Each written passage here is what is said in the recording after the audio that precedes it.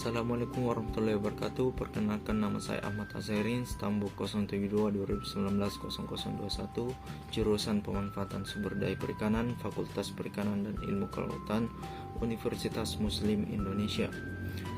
Saya membuat video ini guna untuk memenuhi tugas mata kuliah Manajemen Pelabuhan Perikanan. Pada kesempatan kali ini saya akan membahas tentang fasilitas dan peranan utama pelabuhan. Ya, yang pertama-tama yang ingin saya jelaskan yaitu pengertian pelabuhan.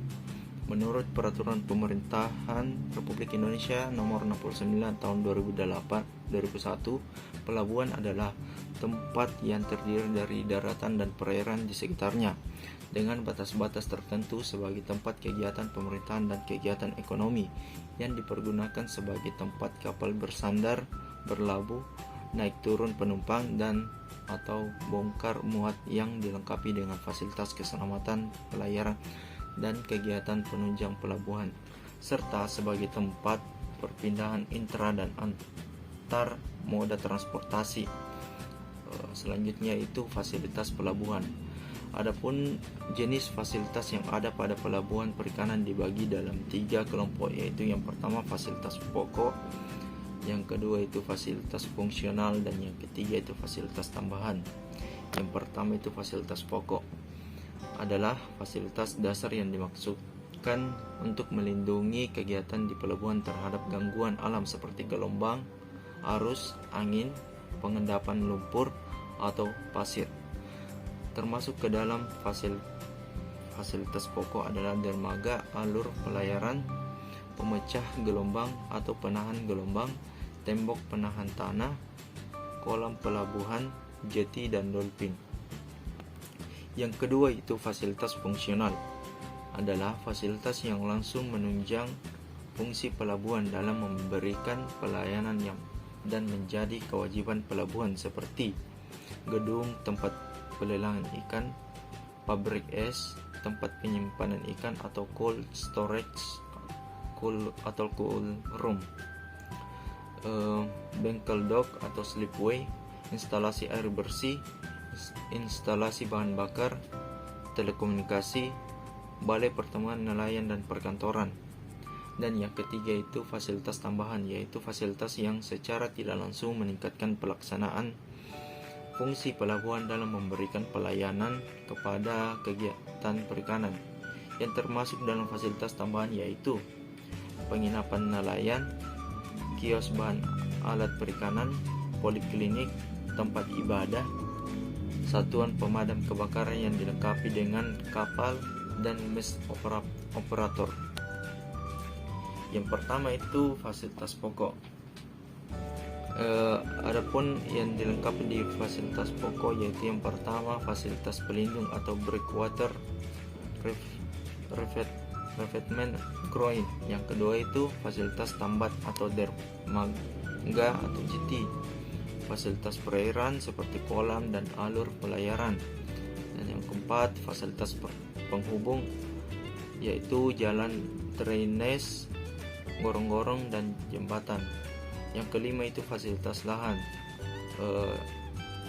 seperti lahan pelabuhan perikanan.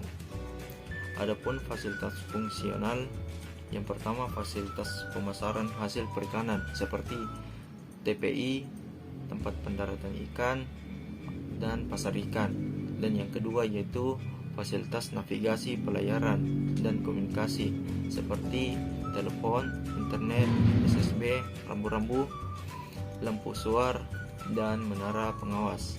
Yang ketiga yaitu fasilitas suplai air bersih, es, listrik, dan bahan bakar. Dan yang keempat fasilitas pemeliharaan kapal dan alat penangkapan ikan atau dock, slipway seperti bengkel dan tempat perbaikan jaring. Yang kelima fasilitas penanganan dan penggolongan hasil perikanan seperti transit seat, laboratorium pembinaan mutu. Yang keenam fasilitas perkantoran atau kantor administrasi pelabuhan dan kantor swasta lainnya. Ketujuh yaitu fasilitas transportasi seperti alat-alat angkut ikan dan es. Dan yang kedelapan yaitu fasilitas pengolahan limbah seperti IPAL. Yang selanjutnya itu fasilitas penunjang. Yang pertama itu fasilitas pembinaan nelayan seperti balai pertemuan nelayan. Dan yang kedua yaitu fasilitas pengolahan pelabuhan seperti mes operator, pos jaga, pos pelayanan terpadu. Yang ketiga yaitu fasilitas sosial dan umum seperti tempat penginapan nelayan, tempat peribadatan, MCK, guest house, dan kios. Yang keempat yaitu fasilitas kios, iptek, puskesmas, perbankan, atau pegadaian. Adapun peranan umum pelabuhan, yang pertama melayani kebutuhan perdagangan internasional seperti ekspor impor dari daerah di mana pelabuhan tersebut berada. Dan yang kedua yaitu membantu kelancaran perputaran roda perdagangan regional atau antar pulau. Yang ketiga, menampung pangsa pasar yang semakin meningkat dari lalu lintas atau trafik internasional, baik transshipment maupun barang masuk. Yang keempat, mendorong pertumbuhan perekonomian daerah yang masih belum berkembang. Mungkin sekian dari saya. Wassalamualaikum warahmatullahi wabarakatuh.